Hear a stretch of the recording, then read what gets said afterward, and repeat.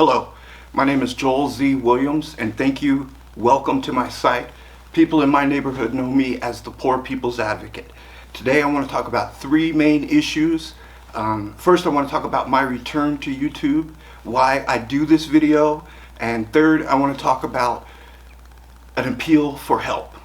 So first of all, let me give you some background on who I am and what I'm all about. About 12 years ago, I was living in Southwest Missouri. I was applying for law school, and my SATs, or my LSAT scores, were not that good. My undergrad GPA was not that good. So it was a long shot. It was a hard road to get into law school. But finally, a private law school in Phoenix, Arizona reached out to me, and they gave me an offer. And they said, you know, we realize that you have non-traditional experience. I'm a veteran. And they were like, we'd like you to come basically try out for a semester, and if you do well, we'll keep you on. So I knew that this was a once-in-a-lifetime opportunity. I had to seize it. I basically sold everything I had, put my 2 weeks notice in at my job, packed everything into this old Mercury Sable, and drove out to Phoenix. I didn't have any friends, any family in Phoenix, and I had this old beater of a car. So I knew that if the car did break down, I wanted to get someplace nearby so I could catch a bus or take a taxi or whatever. So there I am. I'm driving down the main drag in central Phoenix, Indian School Road, and I'm looking over to the left and the right, and I see a sign. And it's basically, it has all the key things that I'm looking for. It's a banner that says, move in now, utilities paid, you know, first month free, whatever. I get there, and within 30 minutes, I have a key to an apartment. Within 2 weeks of that, I developed bedbugs. It was a Valentine's Day. I'll never forget it. I was going to bed. I was moving some of the sheets off of my bed, and right there on the pillow was a bug. I thought it was a ladybug. And I'm not a very violent, cruel person. So I went and got some tissue, and my plan was I was going to scoop up the bug, take it to the door, and push it out. As I get the bug, I go to the door, and I try to push it out, but it's not letting go of the paper. And I try that a couple times, and it's still not going. And I guess I tried a little too hard the last time, and I accidentally crushed the bug. And when I opened my hand, all I saw was bright red blood, like the size of a quarter, in my hand, in that tissue. And I knew then it came back to me like it was a dream that came back to me, a conversation that I had with one of the neighbors a couple days earlier in the laundry room. And the neighbor was explaining to me how the person who lived in my apartment before me had a dog, and he explained how the dog died. And it was a very graphic story. I probably shouldn't relate it here, but I will for storytelling purposes. But suffice it to say, the dog was so inundated with bed bugs that the owner felt compelled to take it to the vet. The dog was basically biting itself to the point where it was opening sores and scratching. It was bad. So the owner put the dog in the bed of his truck and was driving to the vet. The dog was so, what's the word? He was just so freaked out by his lack of sleep and the bed bugs always biting him. He jumped out of the bed of the truck, and it still had a leash on, and the leash somehow wrapped around the axle of a truck, and it killed the dog instantly. Now, I'm telling you this story for a couple of reasons, because I wanted to express how bad the situation became. And so what forced me into this, what I do, helping people get rid of bed bugs, I want you to understand how severe it was. Okay, so long story short, I'm waiting for the school scholarships to come in. I'm completely broke now. I spent all my money. I paid rent in advance because I knew it was going to take some time for the scholarship money to come in, the student loans. And so I wanted to have my rent paid and have some food so I could tough it out for that month or 2 months until the money started coming in. But in the process, I had no money to fight this bed bug problem that was cropping up.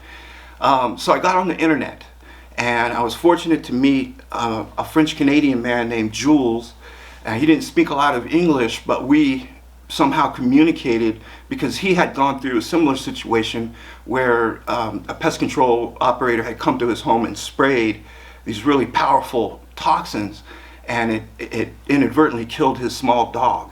So, Jules was kind of like on a John Wick blood vendetta against bedbug companies.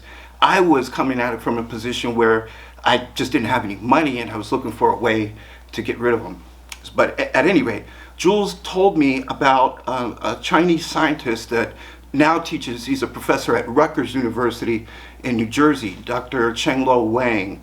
And Dr. Wang, before he came to America, he was working for the Chinese government, and he would create these traps using yeast, sugar, and water to mimic a human exhaling. But he would build them on like an industrial scale for like chicken ranches and military barracks and things like that. So he would use lots of sugar, lots of yeast, and massive amounts. And what Jules and our contribution was to take that formula and kind of shrink it down and put it into 2-liter bottles so the average person could put that near their bed. And so, Jules is very introverted, very shy, and so I decided that I would film the process and put it on YouTube, and it took off. It did really well. But that was like 12 years ago, and it's still getting views today. But I just kind of wanted to give you some background on who I am and where I come from regarding the bedbug situation. The second component, why do I do what I do? This was a question that was actually posed to me by a young girl when I was in North Philadelphia. I now live in Washington, D.C., but for a couple of years I lived in Philadelphia, and I would help people on the weekends. And there was this one particular single mom. She had 2 young daughters, and I had a volunteer that day because my method, putting the Williams method, encasing your furniture and your mattress in plastic sheeting, sealing it up with duct tape, it's physical work. Getting down on your hands and knees, putting the desiccant powder into all the tight cracks and crevices of your box spring. It's a labor-intensive job. And I happened to have a volunteer that day, so it made it a little bit easier. But we go over to this house, and like I said, the woman, she has 2 small daughters, and the oldest daughter, I think she's 10. Her name's Cicely. She's named after the actress Cicely Tyson. But she's cute as a button. She's just full of energy. She's really interested in what we're doing. She's helping out, handing me the tape, handing me the scissors. She's curious about all the process. She wants to know. And she's just all in our business, but helpful. And we start wrapping it up. It takes about an hour and a half, 2 hours to do this method correctly. At any rate, we're putting the tripods away and putting all the equipment away.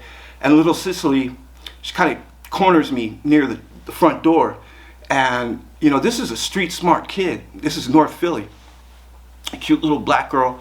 And she goes, so how much are you going to charge my mom? And I said, I don't charge anything. I give these ideas away for free. Your mom paid for the plastic sheeting and the tape, so we're good. And little Cicely kind of screwed up her face, and she's skeptical. And she goes, why? And I gotta admit, I was stuck. I did not have a ready-made answer for her as to why I was doing that, And it was an awkward moment. And fortunately, her mom was there, and her mom came up behind her, put her hand over little Cicely's mouth, and said, because it's the right thing, baby. And spared me this awkward, it seemed like an eternity. It was probably only about 3 seconds, but it wasn't until about 2 weeks ago, I was in the shower, and I discovered the answer to Cicely's question. And I'm gonna give it to you now. So to answer why I do what I do, I want you to think of 3 containers. Think 3 cups, if you will, or 3 buckets. The first bucket is well, let me back up. In the pest control world, there are about 10 large multinational companies, billion-dollar companies that create insecticides. In America, the Environmental Protection Agency, the EPA, is very strict about what they will allow, what insecticides they will allow for inside your home. I think currently there's about 300 products that are licensed to kill bed bugs, that you can use to kill bed bugs, and probably only about 7 or 8 that are authorized to use within a dwelling, in and around humans.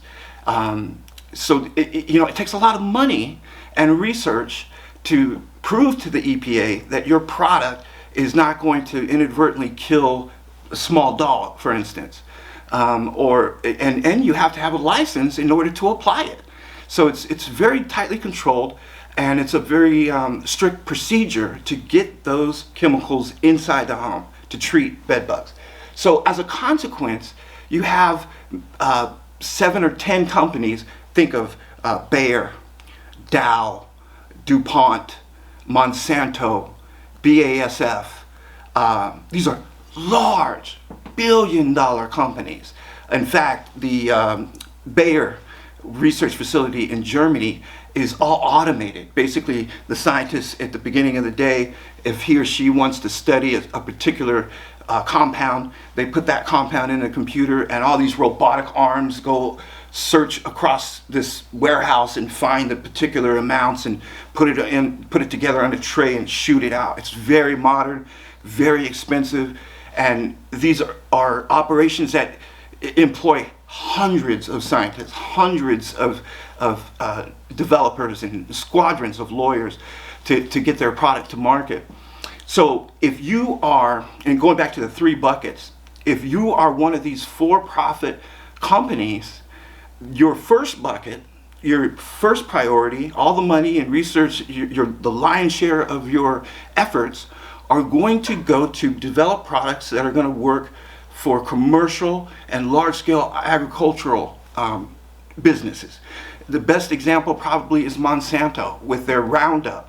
Monsanto has genetically modified seeds where the farmer can plant corn or soy or whatever, and then a couple of weeks later, after they start to sprout, they can come back and spray the entire field with Monsanto's brand of herbicide, and it will not kill the cash crop. It will kill all the weeds and all that. And then at the end of that harvest, the farmer has to go back to Monsanto and purchase their specific seeds that can withstand the herbicide, and start that process again every year. So there's a lot of revenue being generated by that effort. Okay, that's the first bucket. The second bucket is going to be trying to develop a pesticide that will kill insects that are known to carry pathogens that can kill humans or livestock. There's probably no better example than the mosquito. The Anopheles mosquito kills millions of people across the globe each year with malaria.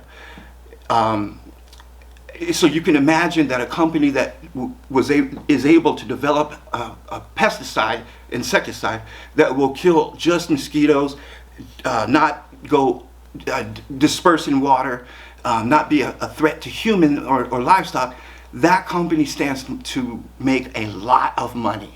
Okay, so that's the second bucket where those companies are going to focus their energies and efforts in. The third bucket, the last of their energies and their efforts, are going to be on insects that are a nuisance to human and livestock, but not fatal. And at this time, bed bugs fit in that category because there's not been a documented case. There's been some cases, some speculation that bed bugs can transmit Chagas disease, but it's never been documented, never been proven. So bed bugs are still in that third low priority bucket. Okay? So to answer little Cicely's question, I hope she's watching this. She's probably 15 or 16 now. But the reason I do what I do is because there's my method on the very extreme end, which I think you can do effectively for under $50. And then there's the professional that comes out to your house and sprays. And depending on the size and location of your place, that could be anywhere from $400 to $1,200, right? So there's really nothing in between. It's my way or you hire a pro. So it took me 5 years to figure that out, but that's why I do what I do. That's the motivation for me. All right. The third thing I wanted to do is make an appeal for help. When I first started this back 12 years ago, YouTube was very free. You could shoot video on a cell phone camera at 740 PI or whatever. You could get it on YouTube with very low quality camera. YouTube is now trying to make themselves into like a Netflix or a Hulu, and they're really pushing their algorithms to favor videos that have really good auto and photo quality and good lighting and good editing. So all that costs money, and to maintain, to stay current, to stay relevant, so that when you do search for my videos, that they'll be at the top of the algorithm.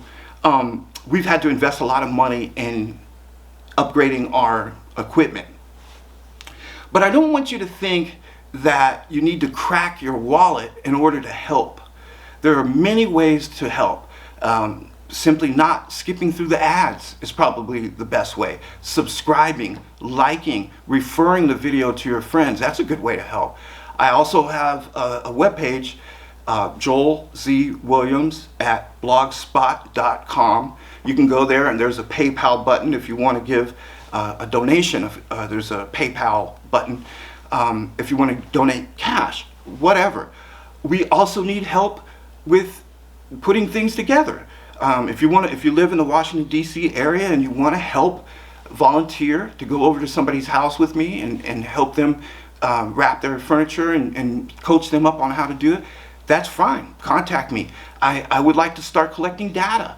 A spreadsheet that would show, where we went, how many people were affected, what did we do, did it work? I would like to start having data. So somebody who can do spreadsheets, that would be favorable. Anyone who can do video editing. There are a lot of ways that you can help without having to crack your checkbook. All right? So those are the three topics. I don't want to keep you too long. I realize that these videos can get long-winded, but I wanted to announce my return. We have now invested enough money where I think we can make good videos and get good information to you, quality information. And I would really appreciate if you guys would at least don't skip through the ads. Watch the videos and like and subscribe if you have the time. Thank you. Again, my name is Joel Z. Williams. I am the Poor People's Advocate. You will recognize me by my white hat, but you will know me by my good works. Thank you.